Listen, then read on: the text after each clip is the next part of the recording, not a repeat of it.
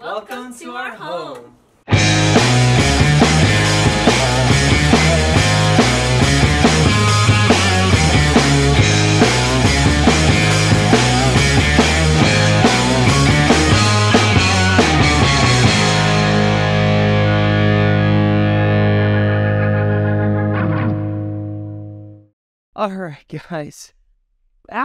Alright guys, welcome back to the channel. Some major life updates. Jessica and I and the boys have moved out of our 1-bedroom apartment and into our first home. So last time you saw this guy, as you can see, I got our mini little horse here and our little sheep.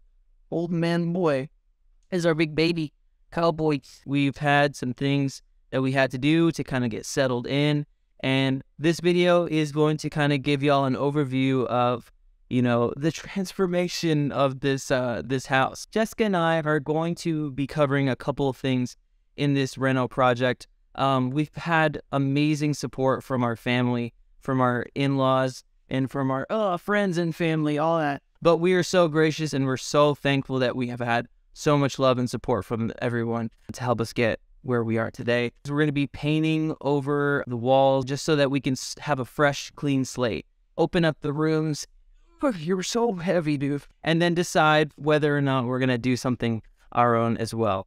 They've put a lot of effort and love into this home. It's definitely a little lived in, but there's, you know, nothing a little elbow grease can't fix. I'm very excited about all these projects. I love DIY. So guys, again, thank you so much for sticking through. And if you're coming back, I do apologize. We've been super, super busy. And with a growing puppy as well, trying to figure out a schedule for him so that he's happy and healthy has been a task in and of itself. So yeah, guys, again, thank you so much for sticking it out. And I hope y'all enjoy the transformation of, you know, turning this house into our home. And I hope y'all enjoy the video. This is my boy. It may seem like he's annoyed, but he loves this. Lazy boys. Alright y'all, so as you can see here, this is the entryway to our living room. You can see that they chose a dark brown, and the previous homeowners did have a very like desert / like Arizona themed. As you can see, the light switch here is a lizard, and also lizard themed. All the light switches were lizard themed. So what we're doing now is we're actually prepping the wall before painting, so that we can, you know, mask everything down with painter's tape, so we don't get any paint on places where we don't want it. So we're gonna go ahead and just prep. This is the majority of the work, right? So doing the prep work beforehand, making sure everything's done correctly, will ensure success. Here we are going to actually fill in all the nail pops and, you know, holes in the drywall that the previous homeowner had hung, like, you know, paintings, decoration, all that good stuff. Again, we just want a nice fresh template to go off of, and then we'll pull inspiration and really make this home ours. So yeah, take your time, do the prep work, and, you know, in the end, in the long run, it'll be worth it. Once you have the putty in the holes, this specific brand actually goes on pink, and then when it is completely dry, it will change to white. That is when you know you're good to go, and you can start sanding it down to the level and flushness of the wall. So once it's white, go ahead and sand it down. And break time. Here is my in-laws and their friends, also my parents helping us. You know, this is a very long, arduous process to knock out a lot of these rooms. So we're going ahead and we went ahead and started priming. As you can see here, again, so thankful for our friends and family who have helped us, you know, in the initial phases of moving into this house. Really appreciate it.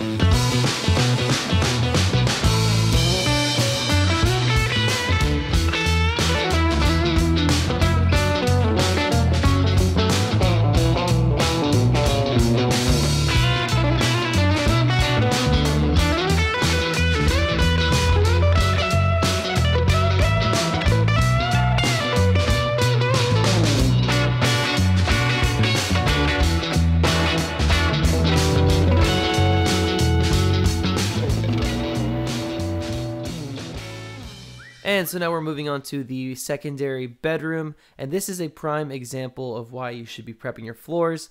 I'm glad we did, because that would have been a pain to get out of the carpet. So we're doing the edging by hand with a few brushes at this point, and just working our way around the room, making sure that each edge is coated with enough paint.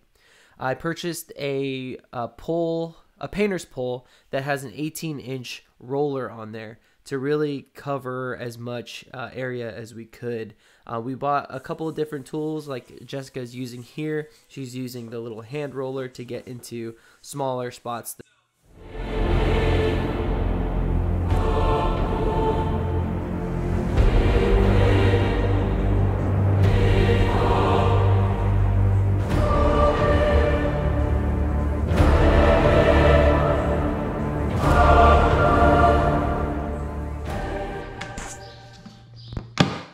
Okay.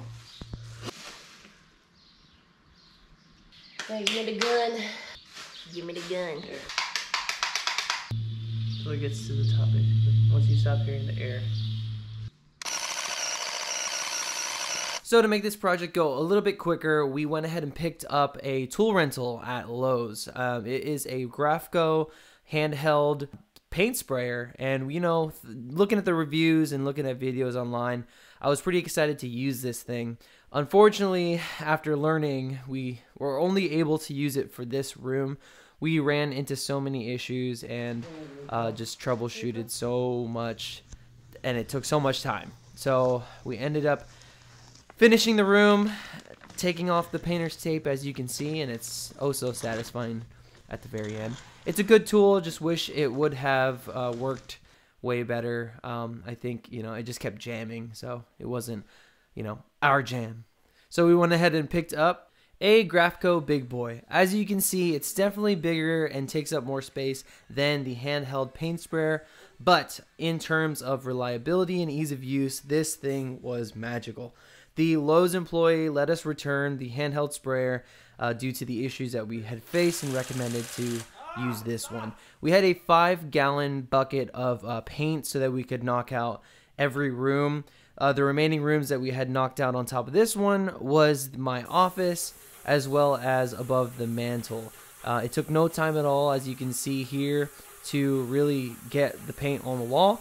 And if you are using this, make sure you are wearing the protective equipment, such as like a mask. And if it gets too wet, then roll it in with a roller, and that's how easy it is to use.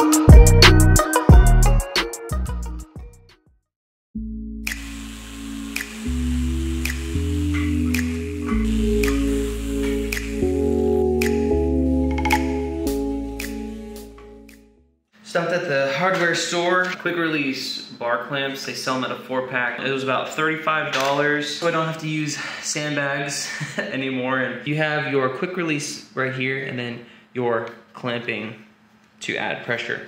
You'll hit the quick release button, and you'll adjust it to wherever you need it. Once you get to the point, you start clamping down, and it'll get tight. See, that thing ain't moving, and we're gonna get it grooving.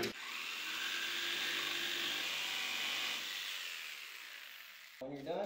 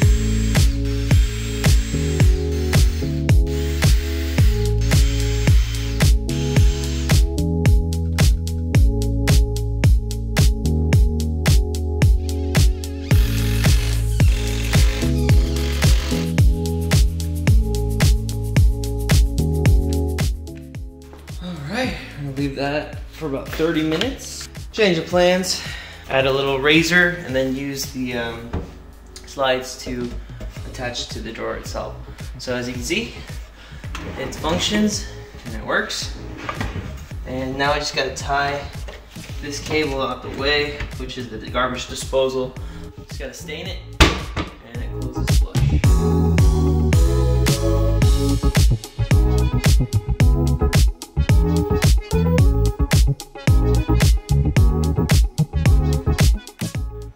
All right, so project is complete. We went ahead and put everything that we use frequently right here. This area that is right underneath the garbage disposal will be stacked with sponges up to about this high, but it is a perfect fit. Pulls everything out, cool. We got this stuff up here. I'll probably do a small like mini drawer, do that right there, but for the most part, we're good to go. Thanks for watching.